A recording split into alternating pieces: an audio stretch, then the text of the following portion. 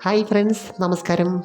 ഏതൊരു വ്യക്തിയാണെങ്കിലും അവരുടെ സാഹചര്യത്തിനനുസരിച്ചുള്ള ഒരു ജീവിത ശൈലി രൂപപ്പെടുത്തിയെടുത്തിട്ടുണ്ട്.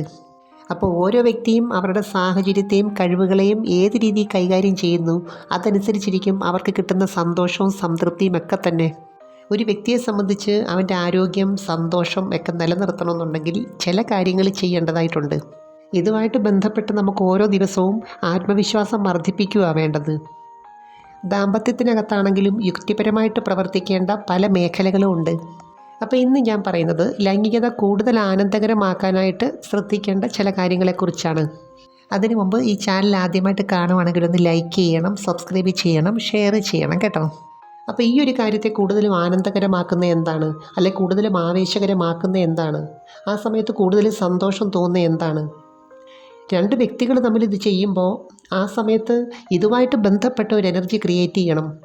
അപ്പോൾ രണ്ടു പേർക്കും ഒരുപോലെ ആ റിലാക്സേഷൻ കിട്ടണം. അതിനുവേണ്ടി ഈ ഫോർപ്ലേ സമയത്തുള്ള മസാജ് നല്ലൊരു മാർഗ്ഗമാണ്. അപ്പോൾ ഇതുവഴി രണ്ടു പേരും അങ്ങോട്ടും ഇങ്ങോട്ടും കൂടുതൽ മനസ്സിലാക്കുവാണ്. അന്നേരം കൂടുതൽ ആകർഷണം തോന്നും, ഒരടുപ്പം തോന്നും, അതുപോലെ തന്നെ ഒരു സ്വാതന്ത്ര്യം തോന്നും. തന്നെയല്ല, ചില പുരുഷന്മാരെ സംബന്ധിച്ച് പല കാരണത്താലും ഇതിന് ബലം വരാനായിട്ട് ഒരു താമസം വരാറുണ്ട്. അതുപോലെ ചിലർക്കാണെങ്കിൽ തുടക്കത്തിൽ ചെയ്യേണ്ട പല ക്രിയകളും ഇച്ചിരി സമയമെടുത്ത് ചെയ്യാൻ മടിയുള്ളവരുണ്ട്. ലിംഗത്തിലേക്കുള്ള ബ്ലഡ് സർക്കുലേഷൻ കൂടുകയും അതിൻ്റെ പ്രവർത്തനം മെച്ചപ്പെടുകയും ചെയ്യുന്ന പല തരത്തിലുള്ള മസാജുകളുണ്ട്. ഇതിനു മുൻപ് കാൽപാദങ്ങളിൽ ചെറുതായിട്ടിങ്ങനെ പ്രസ് ചെയ്യുന്നത് നല്ല റിലാക്സേഷൻ കിട്ടും രണ്ടു പേർക്കും. തന്നെയല്ല, മൊത്തത്തിലുള്ള ആ ഒരു ബ്ലഡ് സർക്കുലേഷൻ ഉണ്ടല്ലോ, അത് കറക്റ്റാകും. ഓയിൽ ഒട്ടും ഉപയോഗിക്കാതെ ലൈറ്റായിട്ട് പ്രസ് ചെയ്യുന്ന രീതിയിലും ചെയ്യാം. അതുപോലെ പങ്കാളി പിറകിലിരുന്ന് ഷോൾഡർ ഭാഗത്ത് ലൈറ്റായിട്ട് പ്രസ് ചെയ്ത് താഴേക്ക് വരുന്നൊരു രീതിയുണ്ട്. ഈ ഒരു കാര്യത്തെ വിജയകരമാക്കുന്ന എന്തെന്നറിയാമോ? മനസ്സിൻ്റെ റിലാക്സേഷനാണ്, പ്രത്യേകിച്ചും പുരുഷന്മാരെ സംബന്ധിച്ച്. ശരിക്കും പറഞ്ഞാൽ ഈ ഫോർപ്ലേ ഒക്കെ വെച്ചിരിക്കുന്ന ഇതിനു വേണ്ടിയാണ്. ഈ സമയത്ത് വേണം ഈ ഹാപ്പി ഹോർമോൺസ് കൂടുതലായിട്ടുണ്ടാവാൻ. പ്രത്യേകിച്ചും എൻഡോർഫിൻ, ഓക്സിറ്റോസിൻ, ഡൊപ്പാമൈൻ പോലുള്ള ഹോർമോണുകൾ ലിംഗത്തിലേക്കുള്ള ബ്ലഡ് സർക്കുലേഷൻ വർദ്ധിപ്പിക്കുന്നതിന് ഒരു പ്രധാന പങ്ക് ഇൻഡയറക്റ്റായിട്ട് വഹിക്കുന്നുണ്ട്. പ്രത്യേകിച്ചും പെൽവിക് ഫ്ലോർ മസിൽസിൻ്റെ പ്രവർത്തനം. ഈ സമയത്താണ് ഓരോരുത്തരും അവരുടേതായിട്ടുള്ള ചില രീതികൾ പ്രയോഗിക്കേണ്ടത്. കൈകൾ കൊണ്ട് മാത്രമല്ല, ചുണ്ടുകൊണ്ടും നാവുകൊണ്ടും ചില ക്രിയകൾ ചെയ്യാവുന്നതാണ്. അതുകൊണ്ട് തന്നെ ലൂബ്രിക്കേഷൻ കുറവുള്ളവരെ സംബന്ധിച്ച് ഇത് വളരെയേറെ പ്രയോജനകരമാണ്. ഏതൊരു വ്യക്തിയെ സംബന്ധിച്ചും അവരുടെ പങ്കാളിയെ പൂർണ്ണമായിട്ടും തൃപ്തിപ്പെടുത്തണം എന്നൊരാഗ്രഹമാണ് ഈ സമയത്തുള്ളത്. യഥാർത്ഥത്തിൽ പെർഫോമൻസിൻ്റെ കൂടെ സങ്കല്പവും കൂടെ ഉണ്ടെങ്കിലേ ഈ ഒരു കാര്യം കളർഫുള്ളായിട്ട് മാറത്തുള്ളൂ.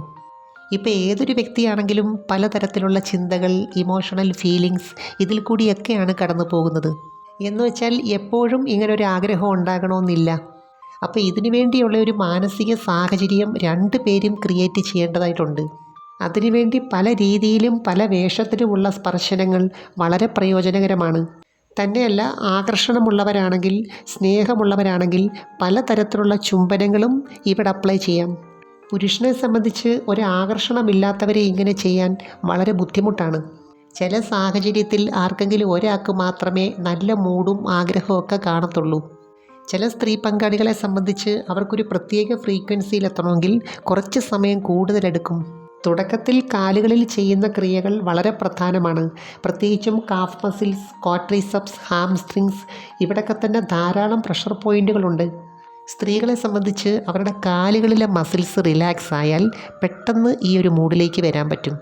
അതുപോലെ ക്ലിറ്റോറിസിൻ്റെ ഭാഗത്തുള്ള ചില ക്രിയകൾ ബ്രെയിനിലേക്ക് കൂടുതലായി സന്ദേശം എത്തിക്കുന്നുണ്ട്.